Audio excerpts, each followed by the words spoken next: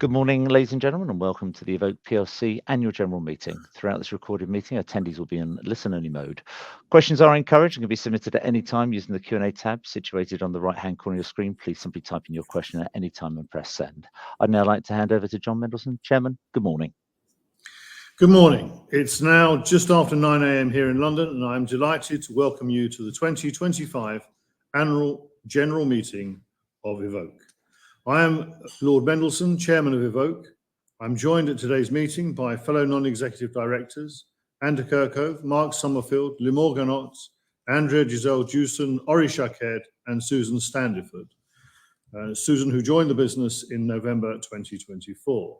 We are also joined today by our Executive Board Directors, our Chief Executive Officer, Per Widerstrom, and our Chief Financial Officer, Sean Wilkins. Also attending are Dale Cruz and John Killingley on behalf of the company's auditors, EY. I'm also pleased to welcome shareholders who have chosen to follow today's proceedings over the online platform Investor Meet Company. Shareholders are invited to submit any questions through the online platform, and we will aim to respond to all questions relevant to the business of the meeting, including those which have been submitted in advance.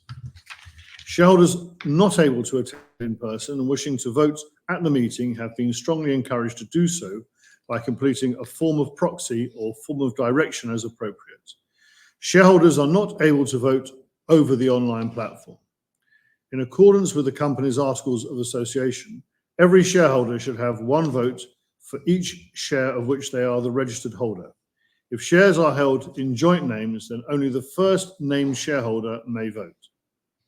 Regarding shareholders who have sent a form of proxy to the company's registrars appointing me to vote on their behalf, I will vote on each motion in the manner instructed on their forms of proxy or where the form is left blank at my discretion.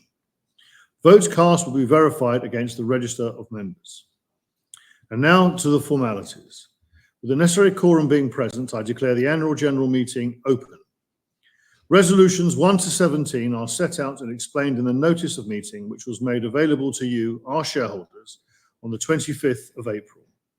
I propose that the notice of meeting to be taken as read, and I now give formal notice that voting on each of the resolutions, as set out in the notice of meeting, will be via a poll.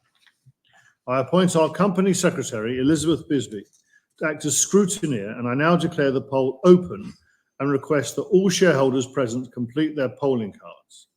I should also remind you that a vote withheld is not a vote in law and will not be counted in the calculation of the votes for or against a resolution. Only shareholders or their proxies may vote, and the meeting can only consider matters detailed in the notice of meeting. The poll will close at the conclusion of the meeting, and the final result will be announced via the London Stock Exchange and posted on our company website as soon as practicable after the meeting. Now, shareholders are invited to submit any questions over the online platform now, whilst the poll is open. Whilst questions are submitted, I would like to give a very brief overview of some key areas of the company's important progress since last year's AGM. 2024 marked the beginning of a new era for the business, with a refreshed strategy to create value for our shareholders. The transformation of our business since last year's AGM has been extensive, and I am confident that the bold and decisive changes made have strengthened our foundations, positioning EVOKE for sustainable, profitable growth and long-term success. Led by a strengthened executive team, the business continues to evolve at pace, implementing bold actions to enhance long-term shareholder value. Whilst no transformation is ever without its challenges, the group's sharpened focus on execution has positioned EVOKE for sustained growth, and the board was pleased to see the group returning to revenue growth in the second half of last year, a trend that has continued into 2025. There is, of course, more to do, but EVOKE can now look forward confidently as a global leader with a clear strategy to drive sustainable, profitable growth.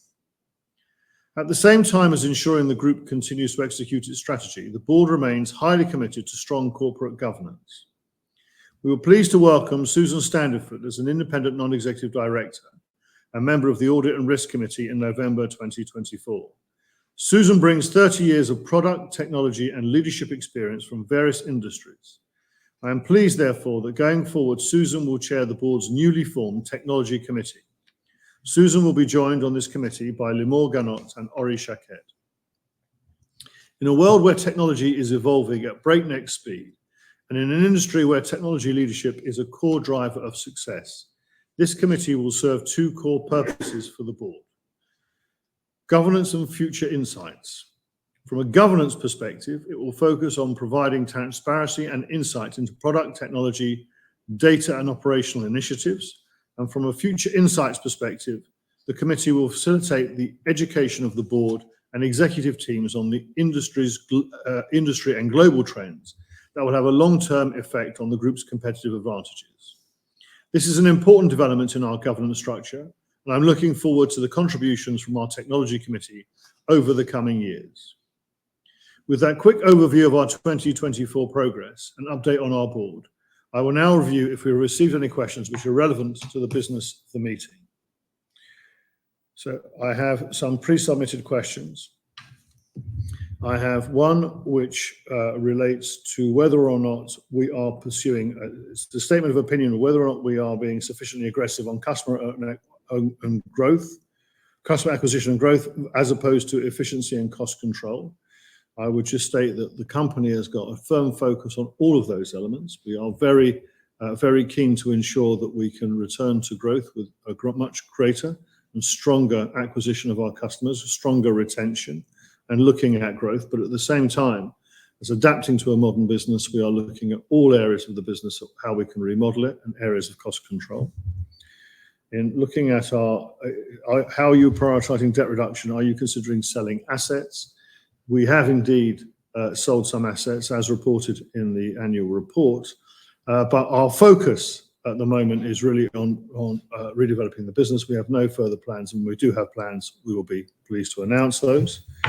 And a question on whether or not we have any material impact on in the lapping of Euros 2024. We are not yet through the period where the Euros had the greatest impact. We will update that in the due course and in report on the company performance later in the year. A question on the share price performance, and indeed we are very clear that the share price performance, we hope, will improve as we continue to report on progress towards our goals. We believe the share price currently materially undervalues what the company's position is, and of course that is reflected in the reports from the industry analysts. If there are no more questions,